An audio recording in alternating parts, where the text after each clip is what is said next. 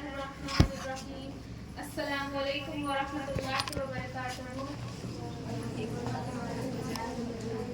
اللہ تعالیٰ کا بے انتہا شکر و احسان ہے کہ اس نے پھر ایک بار ہمیں اس بابرکت مجلس میں جوڑا. اللہ تعالیٰ کا ہم جتنا بھی شکر ادا کریں وہ ہمارے حق سے باہر ہے. اگر ہم ہماری زندگی کی ابتدائی سانس سے لے کر انتہائی سانس تک اگر ہم سجدے میں پڑے رہیں تو اللہ تعالیٰ کا حق ہم سے ادا نہیں ہوگا. جس طرح اللہ تعالیٰ اپنی صفات میں اول و آخر هو الآخر هو الاول، جس طرح وہ اپنی صفات میں سب سے اعلیٰ ہے، اسی طرح میرے اللہ کے محبوب نبی کریم صلی اللہ علیہ وسلم ان کی شان بھی بڑی اعلیٰ. جہاں کہیں بھی میرے نبی کا نام لیا جائے ایک چھوٹا سا درود پڑھ لیا کریں صلی اللہ علیہ وسلم. سب تو جانتے ہیں کہ ایک درود کی فضیلت کتنی ہے، کوئی بتا سکتے ہیں؟ ایک درود پڑھنے کا ثواب کیا ہے؟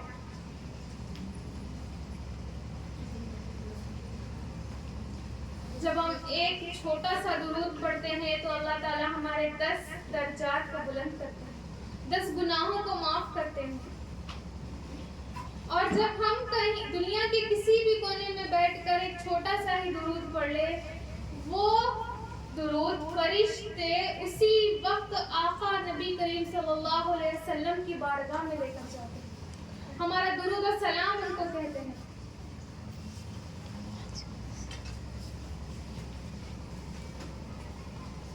یہ مہینہ کون سا چل رہا ہے؟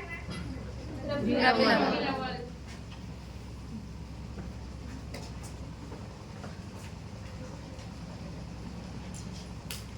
ربیع الاول کا مہینہ آتا ہے تو ہمارے دماغوں میں صرف ایک ہی بات آتی ہے،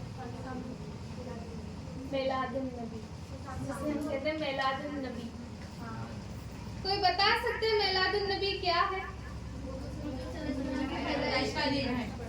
پیدائش تو ہے ہی ہے، پیدائش کا دن. اس میں اختلاف ہے. کوئی کہتے ہیں کہ 12 ربیع الاول ہے، کوئی کہتے ہیں کہ 9 ربیع الاول ہے، کوئی کہتے ہیں کہ 10 ربیع الاول ہے، کوئی کہتا ہے کہ 11 ربیع الاول ہے. ڈیٹ مقرر نہیں ہے لیکن مہینہ تو یہی ہے، برکتوں والا، نور والا. اللہ تعالیٰ نے نبیوں کا سلسلہ اس لیے شروع کیا کہ انسانیت کی ہدایت کے لیے، ہماری ہدایت کر سکے، ہمیں صحیح راہ دکھا سکے. سب سے پہلے نبی حضرت آدم علیہ السلام سے لے کر خاتم النبی حضرت محمد صلی اللہ علیہ وسلم، یہ تمام انبیاءوں کا سلسلہ کیوں شروع ہوا؟ ہماری ہدایت کے لیے، ہماری رہنمائی کے لیے، ہمیں صحیح راہ دکھانے کے لیے. آپ صلی اللہ علیہ وسلم کس قبیلے سے تعلق رکھتے تھے؟ قریش. سب کو معلوم ہے. مکہ کا ایک بڑا ہی مشہور قبیلہ جو کہ سردار تھے، مکے کے سردار، قریش کا قبیلہ. آسمانوں پر یہ اعلان ہوا کہ آخری نبی محمد صلی اللہ علیہ وسلم تشریف لا رہے ہیں. کہاں آ رہے ہیں؟ قریش کے گھر. کس کے گھر؟ عبداللہ کے گھر. کس کے ساتھ، کس کے ذریعے آ رہے ہیں؟ حضرت بی بی آمنہ. سبحان اللہ. کتنی خوش قسمت ہوگی نا وہ ماں جس نے ایک نبی کو جنم دیا، جس نے 9 مہینے اپنے پیٹ میں ایک نبی کو رکھا، اللہ کے محبوب کو رکھا. وہ محبوب جس کا نام جنت کے درخت کے پتوں پر بھی ہے.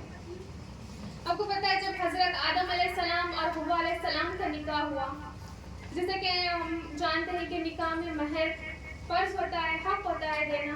جب وہ حضرت آدم علیہ السلام اور حضرت حوا علیہ السلام کا نکاح ہوا تو اللہ تعالیٰ نے کہا اے آدم حوا کو مہر دو.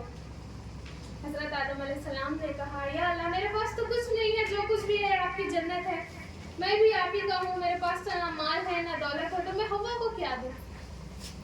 ایسی کیا چیز دوں جو اس کا مہر ادا ہو جائے؟ اللہ نے بڑی پیاری بات کی کہ میرے آخری نبی محمد صلی اللہ علیہ وسلم بس ایک درود پڑھ لو، حوا کا مہر حق ہو ادا ہو جائے گا. سبحان اللہ. صرف ایک درود پڑھ لو، تمہارا حق ادا ہو جائے گا، تمہارا مہر ادا ہو جائے گا. جب بی بی آمنہ رضی اللہ تعالیٰ عنہ آپ صلی اللہ علیہ وسلم کی پیدائش کا وقت آیا، جب وہ وہ لمحہ آیا جب کہ نور زمین پر اتارا گیا. اس وقت شفا بنت اسود عبد الرحمن بن عوف کی والدہ حضرت بی بی آمنہ کے ساتھ تھی بطور دائی، جسے ہم کہتے ہیں لیڈی ڈاکٹر. وہ فرماتی ہے کہ اس بچے کی پیدائش اتنی انوکھی تھی، نہ اس جیسا کوئی دنیا میں آیا، نہ میں نے اس بچے جیسا دنیا میں کسی کو دیکھا. میرے نبی بھی انوکھے، میرے نبی کی پیدائش بھی انوکھی. وہ فرماتی ہے جب بچے کی ولادت ہوئی تو سارا کمرہ نور سے روشن ہو گیا، ایسی چمک کمرے میں آ گئی. صبح صادق کا وقت تھا، تہجد کا وقت تھا. اس وقت میرے نبی اس زمین پر آئے. سوچے آپ وہ لمحہ کیسا تھا ہوگا جب میرے نبی چھوٹے سے بچے تھے. آج تو ہم چھوٹے بچوں کو دیکھ کر خوش ہو جاتے ہیں، وہ بھی بچوں کی شکل میں میرے نبی تھے.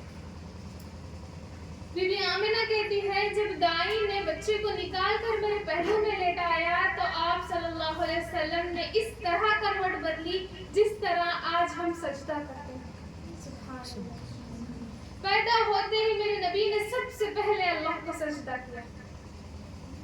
ایک چھوٹا سا بچہ کروٹ پلٹتا ہے، اس طرح کروٹ پلٹی کہ جس طرح بڑے آدمی، بڑے لوگ سجدہ کرتے ہیں. سارا کمرہ نور سے روشن.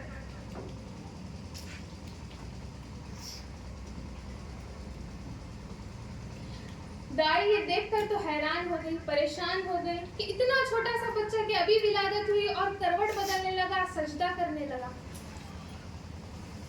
یہ کوئی عام بات تو نہیں ہے کہ چھوٹا سا بچہ ہے، سب پریشانی ہو جائیں گے. وہ کہتی ہے کہ میں بہت حیران ہو گئی.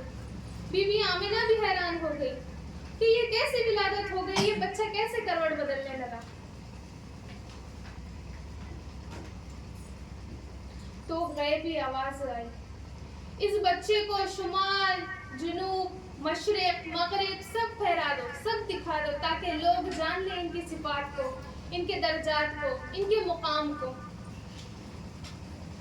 انہیں آدم کی اخلاق دو، انہیں شیس کی معرفت دو، انہیں نوح کی معرفت دو، انہیں ابراہیم کی دوستی دو، انہیں یوسف کا جلال دو، انہیں یوسف کا حسن دو. سارے نبیوں کی خصوصیات، سارے نبیوں کی خوبی، سارے انبیاءوں کی، نبیوں کے امام حضرت محمد صلی اللہ علیہ وسلم کے اندر تھے. وہ سارے انبیاءوں کے اخلاق میرے نبی کے اندر تھے.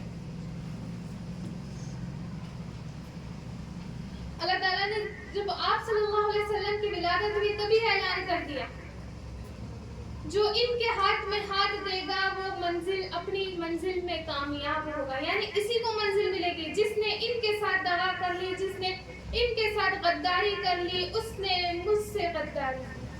جس نے محمد سے محبت کی، اس نے مجھ سے محبت کی. جس نے محمد سے نفرت کی، اس نے مجھ سے نفرت کی. ان کے پیچھے چلو گے تو منزل ملے گی، ان کے ہاتھ میں ہاتھ دو گے تو کامیاب ہوگے. اگر ان کے پیچھے نہ چلو گے، ان کا ساتھ چھوڑ دو گے، ان کا ہاتھ چھوڑ دو گے، تمہاری دنیا بھی برباد، تمہاری آخرت بھی برباد. ابھی میرے نبی کتنے ہیں؟ چھوٹے سے بچے. حضرت شیس علیہ السلام کو اللہ تعالیٰ فرماتے ہیں کہ اے شیس اٹھو اٹھو، میں تمہارے ذریعے لوگوں کو اپنا پیغام سنانا چاہتا ہوں. یہ میرے نبی کی ولادت سے پہلے کا واقعہ ہے. حضرت شیس علیہ السلام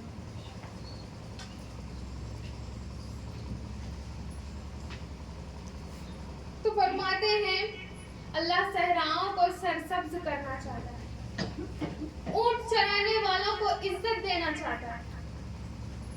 اللہ صحراؤں کو سرسبز کرنا چاہتا ہے، اونٹ چرانے والوں کو عزت دینا چاہتا ہے. مکی کے قریش اونٹ چرایا کرتے تھے، بکریاں چرایا کرتے تھے. ان میں اپنا نبی بھیجنا چاہتا ہے، ان میں اپنا محبوب بھیجنا چاہتا ہے.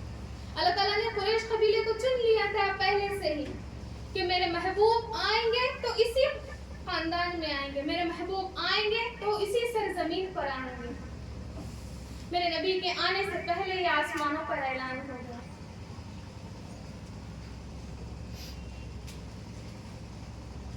پھر اللہ تعالیٰ فرماتے ہیں میں نے اپنے اس نبی کو تواضع دوں گا، خشک لکڑیوں پر جب وہ اپنا پاؤں رکھیں گے تو وہ اس طرح گزر جائیں گے کہ وہ خشک لکڑیاں بھی نہ ٹوٹیں گی۔ میرے نبی جب کسی لکڑی پر سے خشک لکڑی، ایسی لکڑی جس میں ہم پاؤں رکھیں تھوڑا سا وزن ڈالیں ٹوٹ جائے گی، لیکن اللہ تعالیٰ نے میرے نبی کو وہ خوبیاں دی ہیں اگر وہ سوکھی لکڑیوں پر سے بھی گزر جائیں گے تو وہ لکڑیاں بھی نہ ٹوٹیں گی، اگر وہ جلتے دیے کے اوپر سے بھی گزر جائیں گے وہ اتنے ہلکے سے گزر جائیں گے کہ دیا بھی بجھ نہ پائے گا۔ اتنی تعریف اللہ تعالیٰ نے اپنے محبوب کی، اپنے آخری نبی ہمارے آقا نبی کریم صلی اللہ علیہ وسلم۔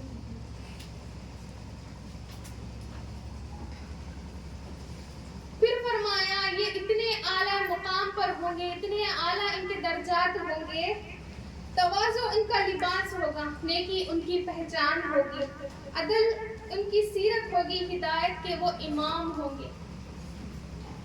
کئی تعریفیں اللہ تعالیٰ نے اپنے محبوب کے لیے کر رکھی ہیں۔ پھر فرمایا ان کی ملت اور دین کا نام اسلام ہوگا۔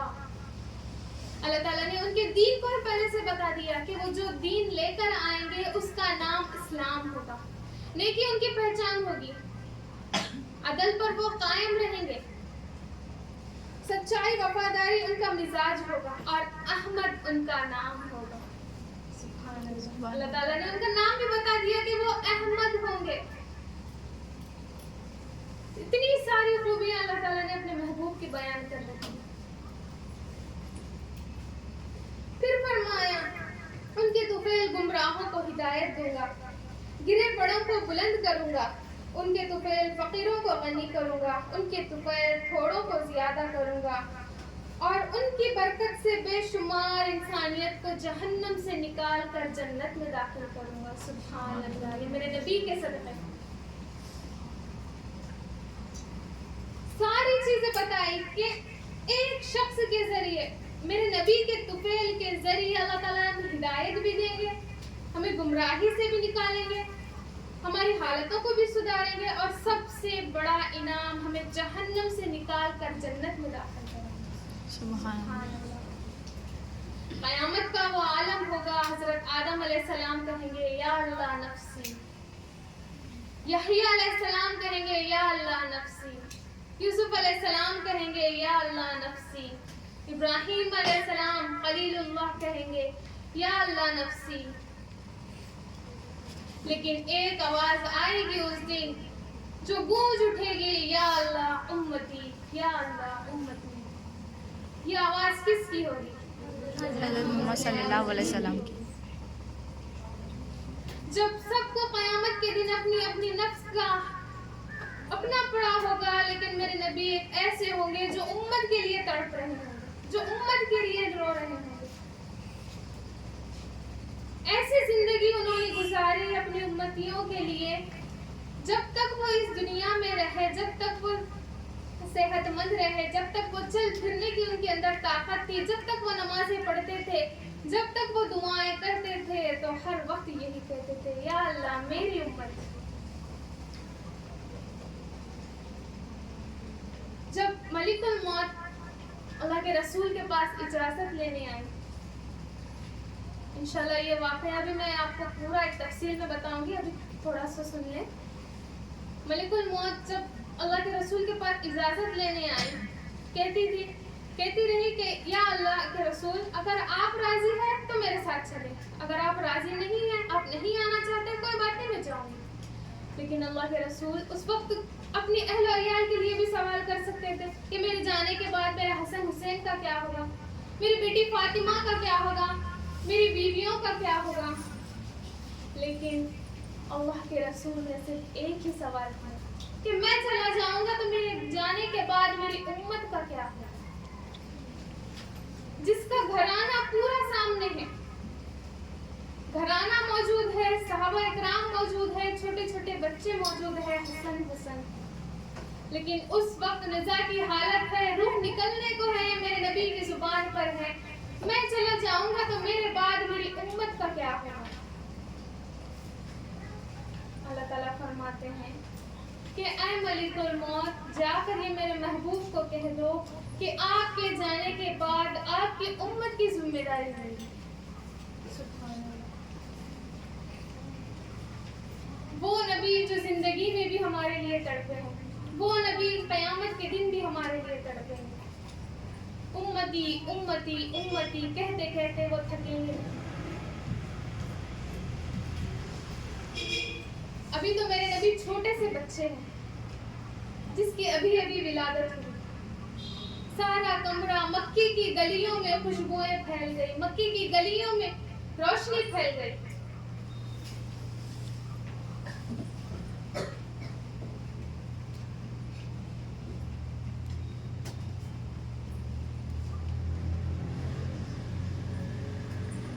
جب مکے میں ایک رواج ہوا کرتا تھا کہ جس کسی بھی گھرانے میں بچے پیدا ہوتے تھے ان کو چھوٹے چھوٹے قریوں میں بھیجا کرتے تھے۔ کیوں؟ کیونکہ قریے میں بچوں کی دیکھ بھال بھی اچھے سے ہوتی ہے، وہاں کی ہوا بھی تر و تازہ ہوتی ہے۔ تو یہ مکے کا ایک رواج تھا۔ تو جس طرح تھوڑے تھوڑے مہینوں کے بعد گاؤں کی عورتیں مکے کو آیا کرتی تھی کہ جس کسی کے بھی گھر میں چھوٹے بچے ہیں ہم ان کو لے کر جائیں، ان کی پرورش کریں، کچھ قیمت پر، کچھ قیمت طے ہوتی تھی اور 1 سال 2 سال 3 سال ایک کانٹریکٹ ہوتا تھا ان کے پاس، یعنی اتنی قیمت لے اور اتنے سال ہمارے بچوں کی پرورش کریں۔ یہ واقعہ تو سبھی کو معلوم ہوگا جب دائی حلیمہ آپ صلی اللہ علیہ وسلم کو لینے مکہ آئی۔ دائی حلیمہ ایک ہی نہیں تھی، سارے کے سارے ایک چھوٹے سے گاؤں کی عورتیں، بنی سعد کی عورتیں تمام آئی۔ بنی سعد تھے اور چھوٹے چھوٹے قبیلے تھے، وہ ساری عورتیں اپنی اپنی سواریوں کو لے کر مکہ کی طرف روانہ ہوئی۔ حضرت حلیمہ سعدیہ رضی اللہ تعالیٰ عنہا جس کی اونٹنی بڑی ہی کمزور تھی، بیمار تھی اونٹنی، جس کی وجہ سے اس کی رفتار تیز نہیں تھی، ساری عورتیں آگے نکل گئی اور بڑے بڑے سرداروں کے بچوں کو لے لی۔ مالدار جتنی بھی مالدار بچے تھے وہ ساری عورتیں ان بچوں کو لے لی اور چھوڑا تو صرف میرے نبی کو چھوڑا، یہ سوچ کر چھوڑا کہ یہ تو یتیم ہے، نہ ماں ہے نہ باپ ہے، اس کے بدلے ہمیں قیمت زیادہ نہیں ملے گی، لیکن اللہ کے رسول صلی اللہ علیہ وسلم کا دائی حلیمہ کے پاس جانا آسمانوں پر طے ہو گیا۔ بتایا جاتا ہے کہ دائی حلیمہ نے آپ صلی اللہ علیہ وسلم کو نہیں چنا، بلکہ آپ صلی اللہ علیہ وسلم نے ہی دائی حلیمہ کو چنا۔ وہ اتنی نیکوکار پاک دامن عورت تھی۔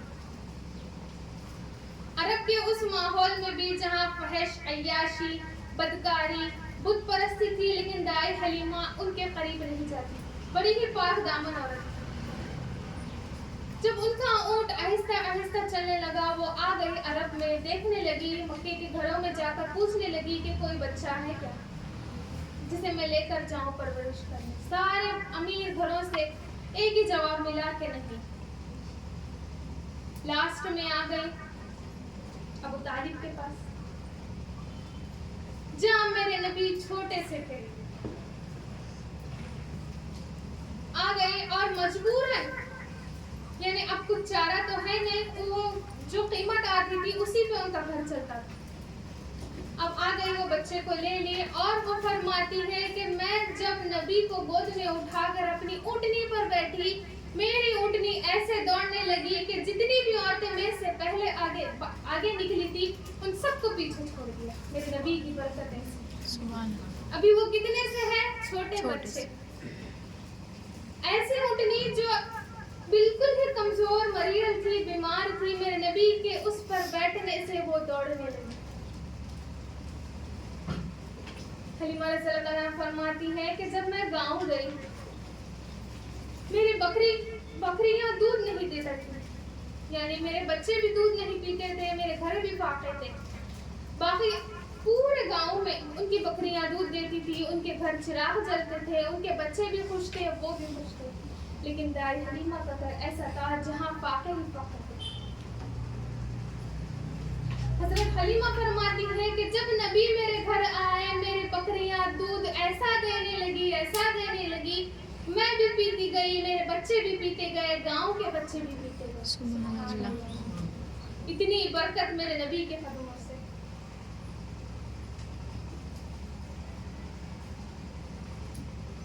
वो फरमाती है, मक्के की वो गांव की औरतें ये देखकर परेशान हो गई कि दाई हलीमा के घर इतना माल, इतना दूध, ये तो बहुत गरीब थी, इतना सारा पैसा कहाँ से आया? इसकी बकरियां तो बहुत ही मरियल थी जो दूध भी नहीं देती थी। वो हैरान हो गई, वो परेशान हो गई। पहले का जमाना इतना अमीर नहीं था जिस तरह हम आज फैन या लाइटें लगाकर सोते हैं, लेकिन वो जमाना ऐसा था जहां अमीर से अमीर बादशाह भी, अमीर से अमीर घराना भी रात को चिराग बुझा कर सोता था। गांव की औरतें हलीमा रज़ियल्लाहु अन्हा को कहती हैं कि ऐ हलीमा, तू इतनी अमीर कब से हो गई कि रात को सोते वक्त भी चिराग नहीं बुझा दिया? तेरे पास इतना तेल है, इतना पैसा है कि रात को सोते वक्त भी चिराग नहीं बुझाया करती, तू इतनी मालदार कब से हो गई? हज़रत हलीमा मुस्कुराते हुए कहती है कि आओ मैं तुम्हें बताती हूँ। उन औरतों को अपने साथ अपने घर ले जाती है और मेरे नबी झूले में सोए होते हैं और ले जाकर बताती है, ये प्यारा जब से घर आया है मैंने अपने सारे दिए तोड़ दिए। दिए की जरूरत न मशाल की हाजत, अजब रोशनी तूने पाई हलीमा, बड़ी तौकीर तूने पाई हलीमा, बनी तू मोहम्मद की दाई हलीमा। वो कहती है कि जब से ये प्यारा मेरे घर आया है ना, मैंने तो सारे अपने दिए तोड़ दिए। मुझे जहाँ कहीं भी रोशनी की जरूरत होती है, बस इस बच्चे को गोद में उठा लेती हूँ और उस कमरे में नूर ही नूर फैल जाता है। सुभान अल्लाह। एक तो छोटे बच्चे हैं, सोचो वो आंगन भी कितना खुशनसीब होगा जिस आंगन में मेरे नबी रेंगा करते थे, जिस आंगन में मेरे नबी ने बोली सीखी होगी, जिस आंगन में मेरे नबी का बचपन गया है। सुभान अल्लाह।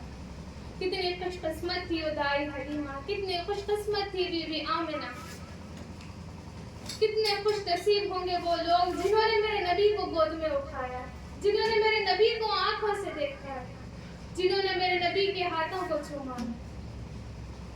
हजरत हलीमा रज़ियल्लाहु अन्हा दिन भर तो सहराओं में घूमती फिरती, जब कभी भी भूख लगती मेरे नबी के होठों को चूम लेती, जब कभी भी भूख लगती मेरे नबी के होठों को चूम लेती। वो कहती है मेरा पेट बिल्कुल ही भर जाता। सुभान अल्लाह, इतनी बरकत।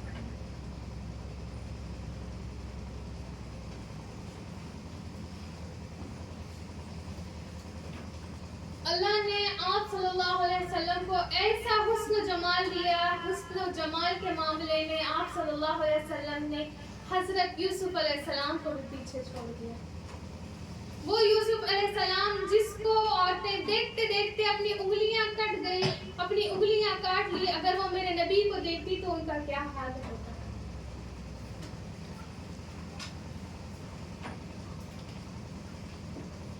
मेरे नबी की विलादत से पहले 12 अंबिया ऐसे थे जिन्होंने आखिरी नबी मोहम्मद सल्लल्लाहु अलैहि वसल्लम के आने का इंतजार किया और अपनी जिंदगी पर बस ये तमन्ना की कि ऐ अल्लाह हमें नबी तो ना बना, बस अपने आखिरी महबूब का हमें उम्मती बना दे। शबे हज्र की सख्तियां कोई उनसे जाकर पूछे, तेरे राह तकते तकते जिससे सुबह हो गई।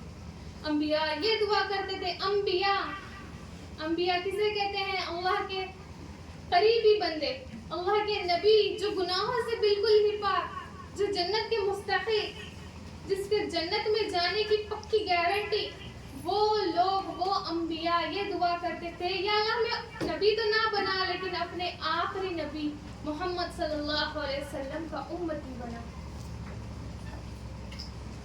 मोहम्मद जाने जाना है, पैगंबर हो तो ऐसा हो, रसूलों की बशारत से मुबश्शर हो तो ऐसा हो, किया हमको गुलाम उनका मुक़द्दर हो तो ऐसा हो। हमने ना कोई दुआएं मांगी, ना कोई अल्लाह के सामने गिड़गिड़ाए, ना कभी किसी के सामने रोए कि या अल्लाह हमें अपने आखिरी नबी का उम्मती बनाना।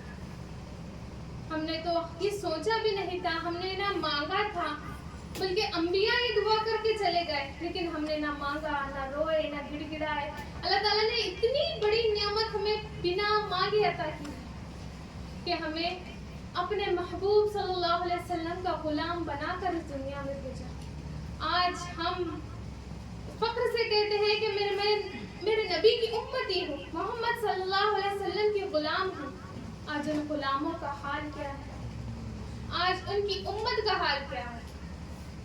گمراہی میں، بدعتوں میں ڈوبے ہوئے، بے حیائی کو آنکھوں سے دیکھتے ہیں لیکن روکتے نہیں، خود بھی اس میں شامل ہو جاتے ہیں۔ روکنے کی تو دور کی بات، اس بری چیز کو ہم بری ہے یہ بھی نہیں سوچتے، کہتے ہیں کہ یہ آج تو زمانے میں چلا ہے، چلنے دو۔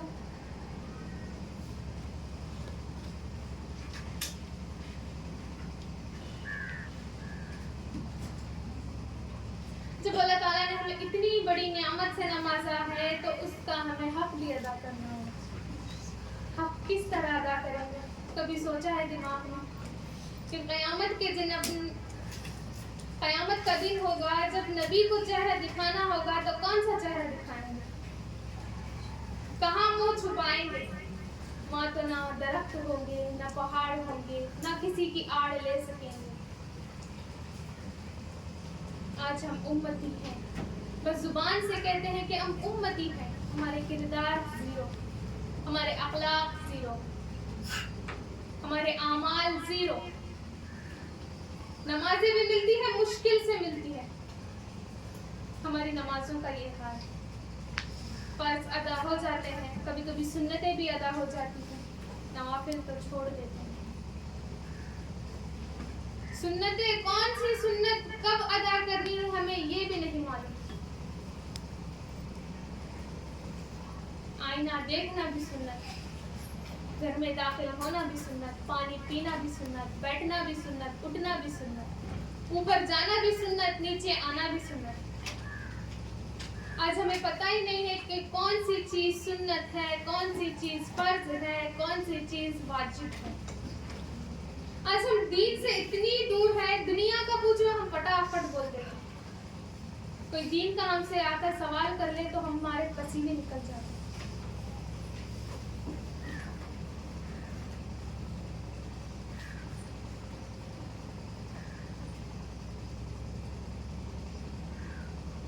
حضرت عائشہ رضی اللہ تعالیٰ عنہ فرماتی ہے کہ اللہ تعالیٰ نے آپ صلی اللہ علیہ وسلم کو اتنا نور دیا، اتنا حسین بنایا تھا، ایک وقت میں کچھ سینے کے لیے بیٹھ گئی اور سوئی ٹوٹ گئی، یعنی سوئی گم گئی۔ میرے نبی کا گھرانہ اتنا فاقے میں گزرا، اتنی تنگی میں گزرا کہ گھر میں دیا جلانے کو تیل تک نہ تھا۔ میرے وہ نبی جس کے ایک کہنے پر احد پہاڑ کو سونا بنا دیا جاتا، لیکن میرے نبی نے وہ نہیں چاہا، جس کے گھر دیا جلانے کو تیل نہیں۔ حضرت عائشہ رضی اللہ تعالیٰ کہتی ہے کہ میں تو پریشان ہو گئی، گھر میں تیل تو ہے نہیں کہ دیا جلاؤں، اب مشکل یہ ہو گئی سوئی گم گئی۔ اتنے میں میرے نبی تشریف لائے اور عائشہ کو دیکھ کر تھوڑا سا مسکرایا۔ عائشہ رضی اللہ تعالیٰ عنہ کہتی ہے کہ نبی نے جس وقت مسکرایا، ان کے مسکرانے کے وقت میں نے اپنی سوئی ڈھونڈ لی۔ میرے نبی جب مسکراتے تھے نور کی کرنیں پڑتی تھی۔ میرے نبی کے دانتوں میں تھوڑا سا گیپ تھا، چھوٹا سا ایک گیپ تھا دونوں دانتوں میں۔ صحابہ کہتے ہیں کہ نبی جب گفتگو کرتے تھے تو اس دانت کے درمیان سے نور کی کرنیں گرتی تھی۔ سبحان اللہ۔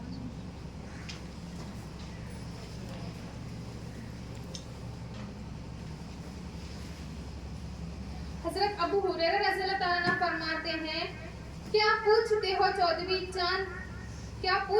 14ویں رات کا چمکتا ہوا چاند تھے میرے نبی۔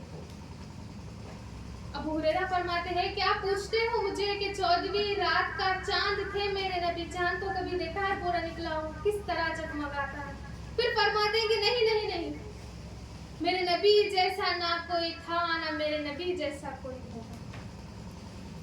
چاند پھیکا پڑ جاتا تھا میرے نبی کے آگے۔ اللہ نے اتنا حسن و جمال دیا، اتنے اعلیٰ اخلاق دیے۔ حسینوں و جمیلوں کا منہ موڑ دیتا ہے، محمد بنا کر قلم توڑ دیتا ہے۔ اللہ تعالیٰ نے جب محمد صلی اللہ علیہ وسلم کو بنایا تو شاید کہتے ہیں کہ وہ قلم ہی ٹوٹ گیا، اللہ نے وہ قلم ہی توڑ دیا۔ نہ ان جیسا پہلے کوئی تھا نہ ان جیسا آگے کوئی ہوگا. اللہ تعالیٰ نے جتنا اعلیٰ مقام میرے نبی کو دیا اتنا اعلیٰ مقام کسی انبیاءوں کو نہیں دیا. تمام انبیاءوں کے سردار، تمام انبیاءوں کے امام میرے نبی کو اعلان کیا. جب معراج پر نماز پڑھانے کا وقت آیا تو امام میرے نبی کو بنایا گیا، پیچھے سارے بڑے بڑے انبیاء. سبحان اللہ. اور فرمایا جس طرح آپ صلی اللہ علیہ وسلم کا رتبہ ہے نبیوں میں، اسی طرح ہم امتیوں کا بھی رتبہ ہے تمام امتوں میں. اللہ تعالیٰ نے جب 8 جنتیں بنائی، 8 جنتیں بنائی تو آپ صلی اللہ علیہ وسلم پہلی جنت پر گئے. کہا یا اللہ یہ تو بڑی خوبصورت ہے. پھر دوسری جنت پر گئے، کہا یہ نہیں یہ اس سے زیادہ خوبصورت ہے. پھر تیسری پر گئے، چوتھی پر گئے، پانچویں پر گئے، چھٹی پر گئے، ساتویں پر گئے. کہنے لگے یا اللہ 7ویں جنت تو بہت زیادہ خوبصورت ہے. جب وقت آیا 8ویں جنت جنت الفردوس میں جانے کا، جب میرے نبی جنت الفردوس میں داخل ہوئے تو دیکھ کر پریشان ہو گئے. اتنی خوبصورت جنت اللہ تعالیٰ نے بنائی. تو اللہ تعالیٰ سے سوال کرنے لگے کہ یا اللہ اتنی بڑی جنت، اتنی خوبصورت جنت، یا اللہ یہ آپ کس کو دیں گے؟ اتنی حسین جنت. اللہ کے رسول اللہ سے سوال کر بیٹھے کہ یا اللہ اتنی حسین جنت ہے، آپ یہ کس کو دینے والے ہیں؟ اللہ تعالیٰ نے فرمایا اے میرے محبوب یہ آپ کی امتیوں کی جنت ہوگی. سبحان اللہ. 8ویں جنت سب سے اونچی جنت، سب سے اعلیٰ جنت، سب سے خوبصورت جنت. وہ جنت اللہ نے کس کے لیے بنائے؟ اپنے آخری نبی محمد صلی اللہ علیہ وسلم کی امتیوں کے لیے، ہمارے لیے. ہم کہتے ہیں نا کہ آج ہم امتی ہیں، امتی ہیں. جنت الفردوس میں جانے والے عمل ہمارے ہیں. اس جنت الفردوس میں پہنچنے کے قابل ہم ہیں. ہم اپنے آپ سے سوال کریں، ہم اپنے اندر جھانک کر دیکھیں. میلاد کا مہینہ ہے، بدعتیں تو ویسے بھی چالو ہو چکی ہے. میلاد منانا نہ منانا اس میں کئی ایک اختلاف ہے. یہ جو جلوس نکالے جاتے ہیں، یہ جو ڈی جے لگائے جاتے ہیں، اذانوں کے وقت مسجدیں خالی ہوتی ہے، سڑکیں فل ہوتی ہیں. کیا صحابہ کے دور میں میلاد نبی نہیں آیا؟ کہ صحابہ کے زمانے میں ربیع الاول کا مہینہ ہی نہیں آیا؟ کہ میرے نبی کے حیات میں ربیع الاول کا مہینہ نہیں آیا؟ کہیں تو ہم تاریخ میں اسلام کی اتنی بڑی تاریخیں اٹھا کر پڑھ لیں، کہیں بھی لکھا ہو کہ میلاد النبی کے موقع پر یہ صحابی نے جلوس نکالا. کہیں کسی بھی کتاب میں ہمیں ملتا ہے پڑھنے کو کہ میلاد النبی کے موقع پر آپ صلی اللہ علیہ وسلم نے یہ جلوس نکالا، حضرت عمر نے یہ جلوس نکالا، حضرت فاروق، حضرت ابو بکر نے یہ جلوس نکالا. یہ ساری بدعتیں ہماری بنائی ہوئی. خود کو ان بدعتوں سے باہر نکالیں. ہم کہتے ہیں نا کہ میں امتی، عید میلاد النبی کے دن تو سارے امتی بن جاتے ہیں. سارے ہرے جھنڈے لے کر، گالوں پہ اسٹیکر لگا کر، چھوٹے چھوٹے بچوں کو تیار کر کے روڈوں پہ نکل جاتے ہیں. میرے نبی کے امتی ویسے نہیں. خود کے کردار کو بناؤ، اعمال کو بناؤ. فائدہ ہی کیا، رات بھر بیٹھ کر کام کرتے ہیں، اپنے وہ ماڈلز بناتے ہیں اور فجر ہماری بستر میں گزر جاتی ہے.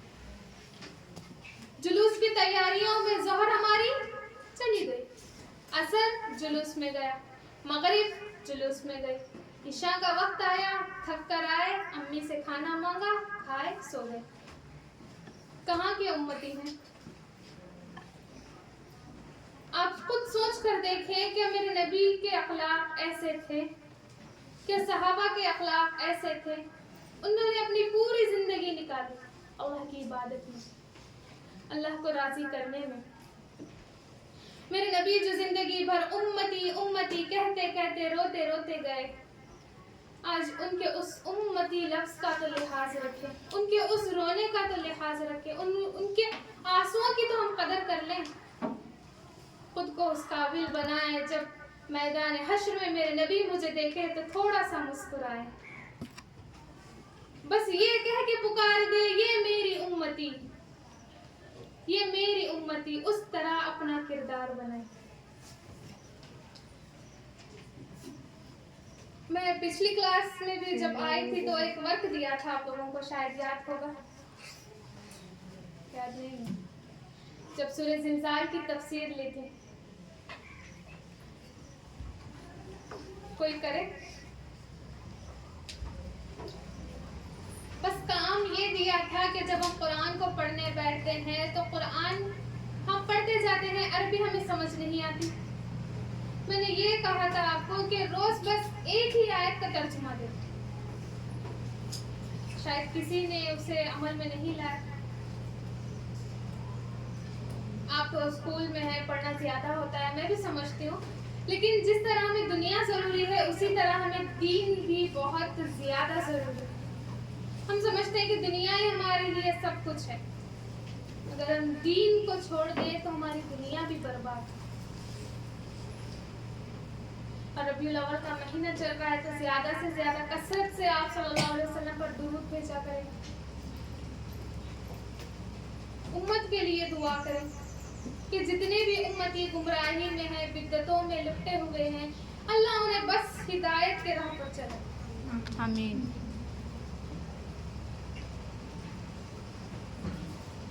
بولنا تو بہت کچھ ہے، انشاءاللہ اگلی کلاس میں اس کے آگے کا میں کنٹینیو کروں گی۔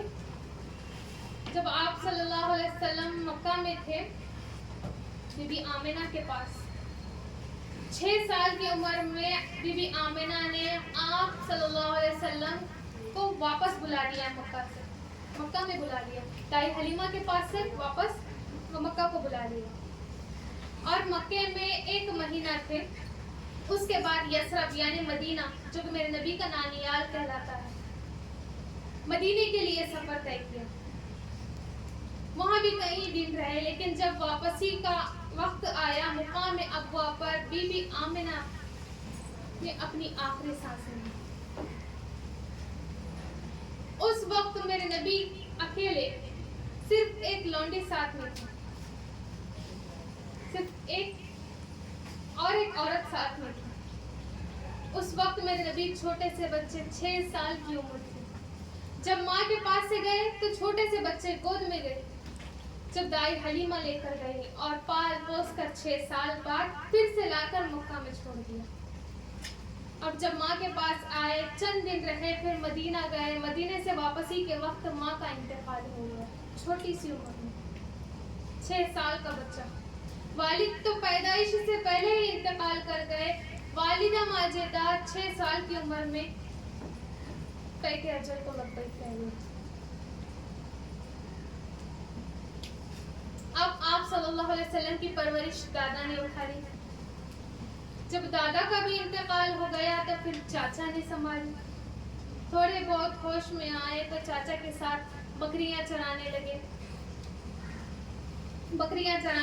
پھر تجارت کا کاروبار سنبھالا، پھر وہاں سے حضرت خدیجہ رضی اللہ تعالیٰ عنہا حضرت حضور صلی اللہ علیہ وسلم کو اپنا مال دے کر شام کی طرف تجارت کے لیے بھیجا کرتی تھی۔ آپ صلی اللہ علیہ وسلم کی امانت داری اور دیانت داری کو دیکھ کر حضرت خدیجہ رضی اللہ تعالیٰ نے نکاح کا پیغام بھیجا، آپ صلی اللہ علیہ وسلم نے اسے قبول کر لیا۔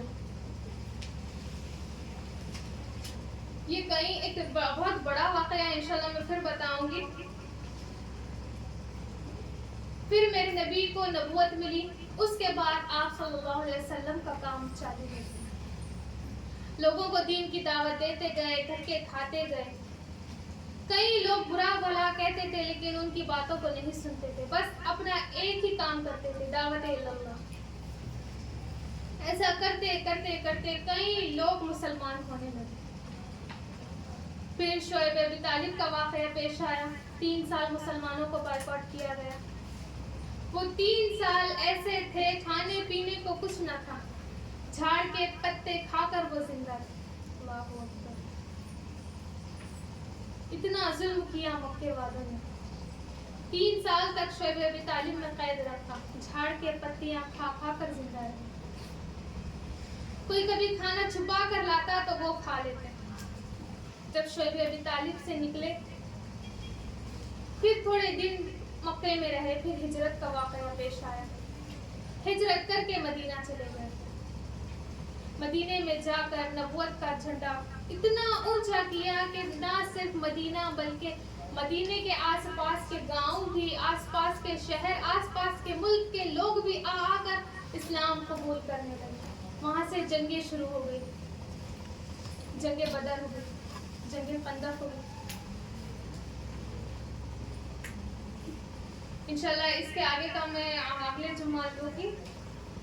बस आप लोग ये रबीउल अव्वल का महीना जानने तक कसरत से दुआएं करते रहे, कसरत से दुरूद भेजते रहे और जितना हो सके खुद को बिद्दतों से दूर रखें।